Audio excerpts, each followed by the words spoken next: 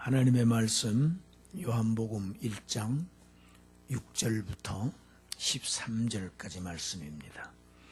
요한복음 1장 6절부터 13절까지 말씀을 우리가 함께 읽습니다. 하나님께로부터 보내심을 받은 사람이 있으니 그의 이름은 요한이라.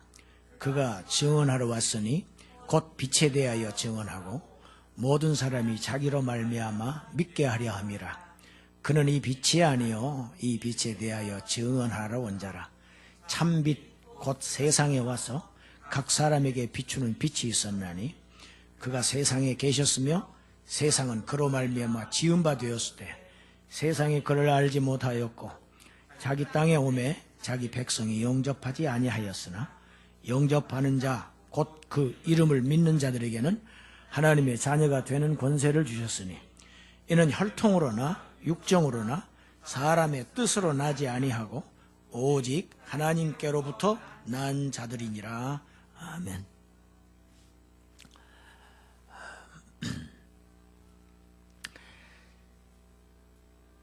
태초부터 계셨던 말씀과 함께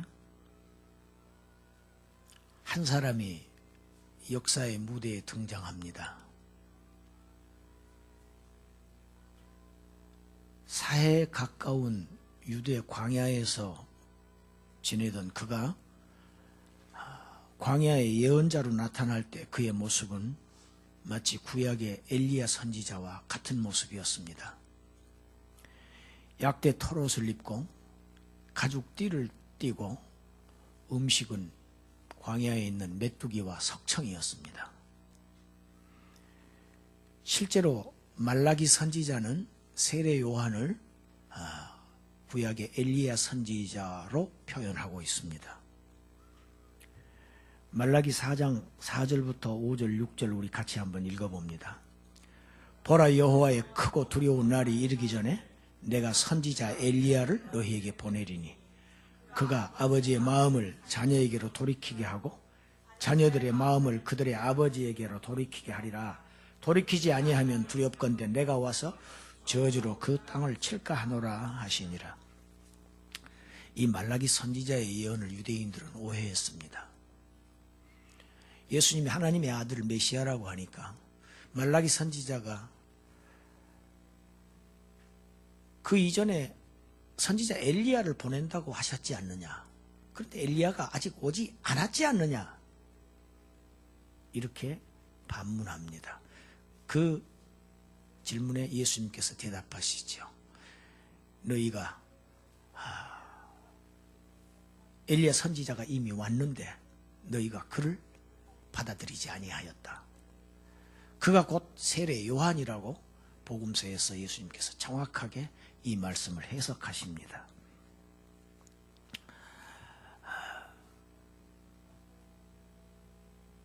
세례 요한,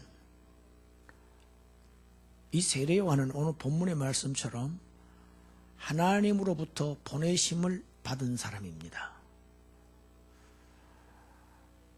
하나님의 뜻으로 세상에 나타난 인물입니다.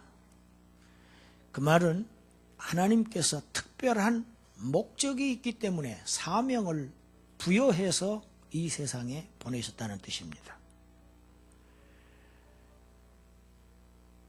구약에 보면 수없는 여인들이, 많은 여인들이 자식을 낳지 못하는 현상들이 계속 이어집니다. 아브라함의 아내인 사라가 그랬고 또 이삭의 리브가도 그랬습니다. 야곱의 사랑하는 아내 라헬도 자식을 낳지 못했습니다.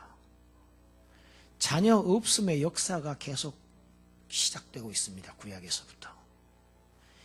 이것이 무엇을 말하는가? 어느 시점을 향해서 어느 지점을 향해서 달려가고 있는 성경은 달려갑니다.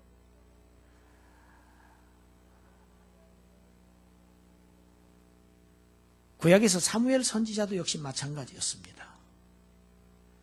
자식이 없는 집안에서 하나님의 성령의 능력으로 태어난 사람이 사무엘이었습니다. 신약에서는 지금 세례 요한이 그러한 인물로 등장합니다. 자식 없음, 이것은 결국 처녀, 동정녀 마리아의 몸에서 날 예수를 지향해 가고 있는 성경의 방향입니다. 모든 성경은 결국 예수 그리스도에게 와서 마침표를 찍습니다. 늙도록 자식이 없는 제사장 사가랴 그리고 그의 아내 엘리사벳의 가정에 하나님께서 주신 아들이 바로 세례 요한입니다. 그는 빛이 아니었습니다. 스스로 나는 빛이 아니라고 했습니다. 나는 그이가 아니라고, 그리스도가 아니라고 했습니다. 그는 빛이신 그리스도를 증언함으로써 많은 사람을 회개시키고 회개를 통해서 믿음으로 인도했던 외치는 자의 소리였습니다. 이사야 선지자가 예언했던 소리였습니다. 그는 겁없이 외쳤습니다. 그의 메시지는 아주 간명했습니다. 회개하라였습니다. 마음을 하나님께로 돌이키라는 이 메타노에오하라는 이 마음의 변화를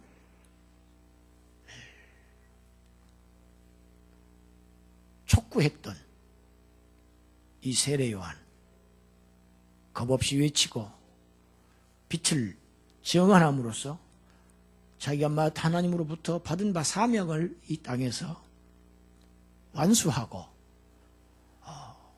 소리처럼 사라졌습니다. 불꽃처럼 살다가 떠났습니다. 그가 짧은 인생 이 땅에서 살았던, 존재했던 이유는 바로 빛을 증거하는 것이 그의 존재 이유였습니다. 이 땅에 하나님으로부터 보내심을 받은 우리들은 우리의 일생이 길든 짧든 무슨 일을 하면서 이 세상에서 존재하든 간에 하나님께서 우리에게 이 땅에서 존재하게 하시는 이유와 목적이 분명히 있습니다. 이유 없이 이 땅에서 살고 있는 사람은 단 한 사람도 없습니다. 하나님은 그렇게 일을 하시지 않습니다. 무작정 하시는 하나님이 아니십니다. 이 땅에 보내심을 받은 우리들의 사명은 빛이신 예수 그리스도를 증거하는 그러한 사명을 가지고 이 땅에 태어난 사람들입니다. 우리는 그 사명을 얼마나 잘 감당했는가 하나님 앞에 서는 날 결산해야 할 사람들입니다. 그 일을 힘써서 매진해야 할 그러한 입장에 있는 그런 사명을 부여받고 이 땅에 나타난 사람들입니다. 그런 의미에서 세례 요한과 크게 다르지 않습니다.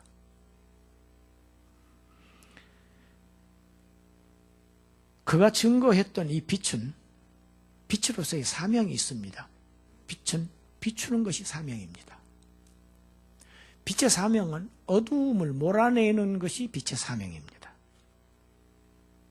어두움에 갇힌 인생들에게 생명의 참빛 되신 말씀이 이 세상 속으로 침투해 들어오신 사건, 이것을 우리는 성육신 사건이라고 합니다.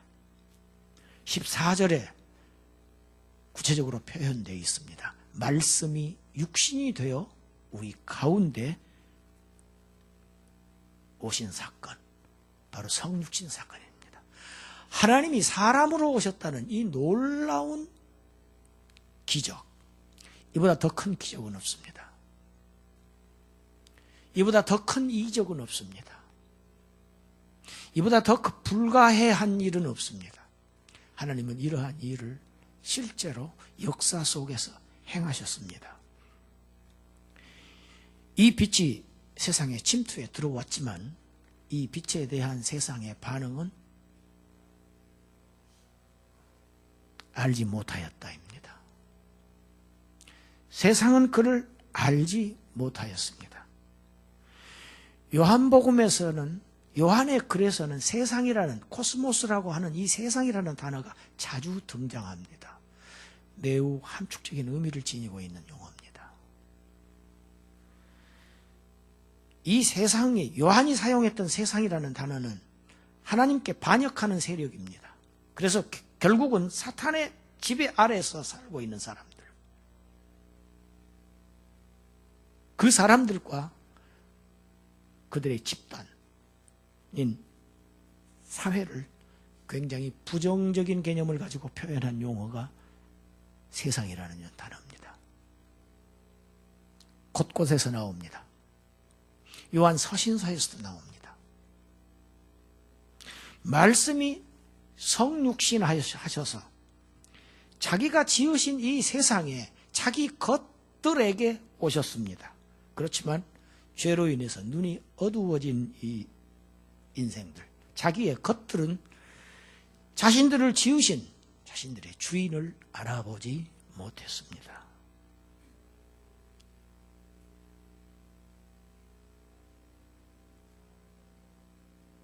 그보다 더 슬픈 사실이 11절 말씀입니다. 주인이 자기 땅에 왔습니다. 주인이 자기 백성에게로 오셨는데 이스라엘 백성들은 그를 영접하지 아니하였다. 이렇게 기록하고 있습니다. 빛이 오셨지만은 그 빛에 대한 세상의 반응은 알지 못하였다. 영접하지 아니하였다. 거절입니다. 철저하게 거부입니다. 이 빛이 자기들의 것, 자기의 소유에게로 왔지만 자기 것들이 그를 성부의 계시자로 받아들이지도 않았고 그를 배척하고 죽였던 이 세상, 그리고 그 주인의 백성들입니다. 이것은 오래전 선지자가, 이사야 선지자가 이미 이사야서 53장 1절에서 예언했습니다. 그들이 불신앙할 것을 이미 예언했습니다. 우리의 전하는 것을 누가 믿었느냐? 전하지만 받아들이지 않을 것을 이미 하나님은 내다보고 계셨던 것입니다. 그리고 이사야서 1장 시작하면서부터 1장 1절, 2절, 3절에서는 우리 같이 한번 읽습니다. 하늘이여 들으라, 땅이여 귀를 기울이라. 여호와께서 말씀하시기를 내가 자식을 양육하였거늘 그들이 나를 거역하였도다.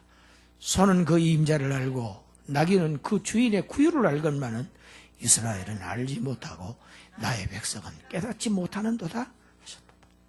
하나님이 탄식하시는 모습입니다. 짐승은 주인을 알아봅니다. 예전에 시골에서는 강아지에 밥을 주는 사람은 식모였습니다. 식모를 그렇게 좋아합니다. 강아지는 꼬리를 흔듭니다. 밥 주는 사람을 알아요. 구유를 압니다. 누가 나에게 먹을 것을 주고 누가 나를 생존하게 하며 살게 하며 누가 나를 양육하고 있는가, 짐승도 정확하게 압니다. 그렇지만 지음을 받은 이 세상은 창조주 하나님을 알아보지 못했습니다. 창조주의 은택으로 살고 있음을 모릅니다. 뿐만 아닙니다. 그 중에서도 하나님의 특별하신 선택을 받은 이스라엘 민족들은 그분을 영접하지 않았습니다. 요한복음에서는 그들을 유대인이라고 표현하고 있습니다. 유대인은 세상의 대표로 나타납니다. 유대인들이 예수님을 거부한 것은 세상 전체가 거부한 것을 의미합니다. 유대인의 대표성입니다. 그러나 감사한 것은 세상 전체가 믿지 않은 것은 아니었다는 사실이 12절 말씀입니다. 비록 다수의 유대인들은 예수님을 거부했지만 극히 일부 소수는 그를 영접했습니다. 영접한다는 것을 본문이 해석하고 있습니다. 곧 그 이름을 믿는다는 것. 영접한다는 의미는 그 이름을 믿는다는 것입니다. 예수를 믿는 자들에게는 하나님의 자녀가 되게 하는 그러한 권세를 주셨다고 기록하고 있습니다. 하나님의 자녀 권세. 원래 하나님의 자녀라는 단어는 이것은 하나님과 특별한 언약 관계에 있는 이스라엘 백성들에게 국한된 얘기였습니다. 이스라엘을 의미합니다. 그렇지만 이 이스라엘이 오늘 이 부분에서부터 둘로 분리됩니다. 나누어집니다. 비록 하나님과 언약을 맺었던, 하나님으로부터 언약을 받았던 아브라함의, 그들의 조상 아브라함의 자손이기는 하지만은, 육신적으로는, 혈통적으로는 아브라함의 자손이기는 하지만은 스스로 그 언약하신 하나님을 버리고 그 언약을 깨뜨림으로 인해서 하나님의 백성된 자격을 스스로 내던져버린, 상실한 그러한 사람들을 요한은 유대인이라는 단어로 표현하고 있습니다. 유대인은 거부한 자들의 용어입니다. 그 유대인들 가운데서 일부 소수들, 하나님의 아들을 영접해서 참 하나님의 백성이 된 자들을 참 이스라엘인이라고 표현하고 있습니다. 유대인과 이스라엘을 구별하고 있다는 얘기입니다. 오늘 본문은 여기까지이지만은 1장 47절에 보면은 나다나엘이라고 하는 인물이 나옵니다. 그 나다나엘을 예수님께서 참 이스라엘 사람, 참 이스라엘인이라고 표현하고 계십니다.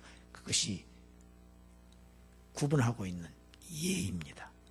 요한복음 안에서는 계속해서 이 유대인과 이스라엘인 이 두 단어가 상반된 개념으로 사용되고 있습니다. 다른 사람들입니다.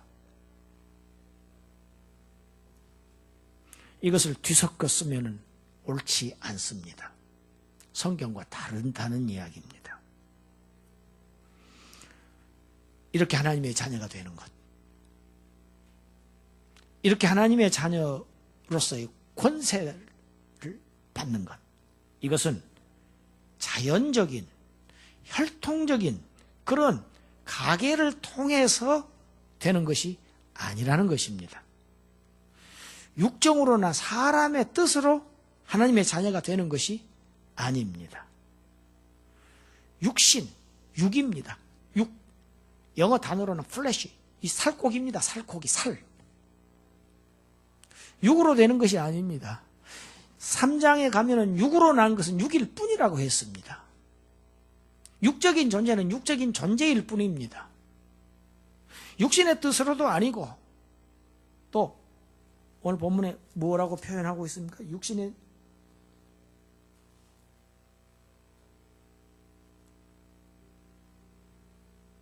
혈통으로나 육정으로나 사람의 뜻으로 나지 아니하고, 사람의 뜻 husband's will이에요. 남편의 의지입니다. 남편.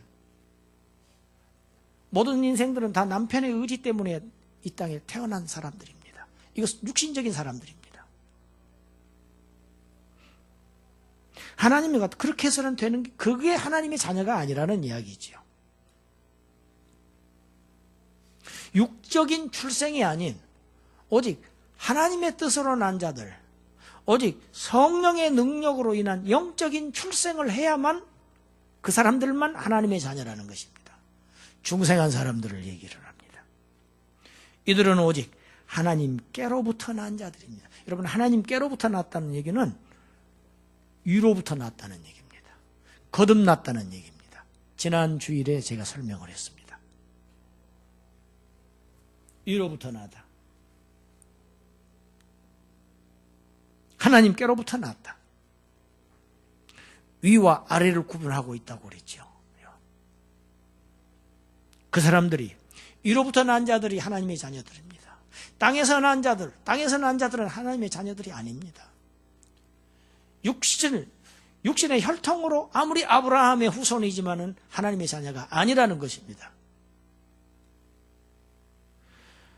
사도 바울이 로마서 2장 29절에서도 표면적 유대인이 유대인이 아니고 육신적 유대인이 유대인이 아니고 이면적 유대인, 즉 내면적 유대인, 영적인 유대인이 진정한 유대인이라고 유대인을 둘로 나누고 있습니다. 요한만 그런 게 아닙니다. 성경이 그렇게 말하고 있습니다. 어떻게 어떤 방법으로 하나님의 아들을 만드십니까? 하나님께서는 자신의 아들을 십자가의 죽음을 통해서 나는 그들의 하나님이 되고 그들은 내 백성이 삼겠다. 나는 그들의 하나님이 되고 그들을 내 백성이 되는 그러한 아들로 삼는 새 언약을 세우셨습니다. 이것이 새 언약입니다. 시내산에서 세우셨던 옛 언약에 대한 상대되는 새 언약을 세우셔서 하나님께서는 당신의 아들을 받아들인 그 사람들을 새 언약의 자녀로, 빛의 자녀들로, 낮의 아들로, 어두움의 자식들이 아니고 낮의 아들로, 밝은 대낮의 아들로 삼으셨다고 바울이 데살로니가 성도들에게 일깨워 주고 있습니다. 우리 데살로니가 전서 5장 4절부터 6절까지 한번 같이 읽겠습니다. 형제들아, 너희는 어둠에 있지 아니하며 그 날이 도둑같이 너희에게 임하지 못하리니 너희는 다 빛의 아들이요 낮의 아들이라. 우리가 밤이나 어두움에 속하지 아니하나니 그러므로 우리는 다른 이들과 같이 자지 말고 오직 깨어 정신을 차릴지라. 아멘. 어두움은 단 한 번도 빛을 이겨본 일이 없습니다. 어두움은 빛을 이길 수 없습니다. 어두움은 결코 빛의 자녀들을 해할 수 있는 권세가 없습니다.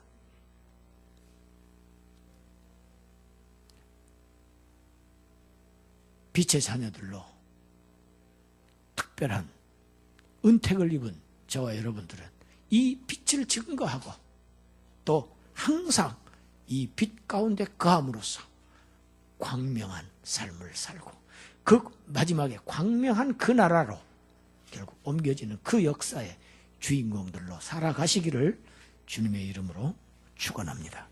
기도하겠습니다. 하나님 아버지 감사합니다.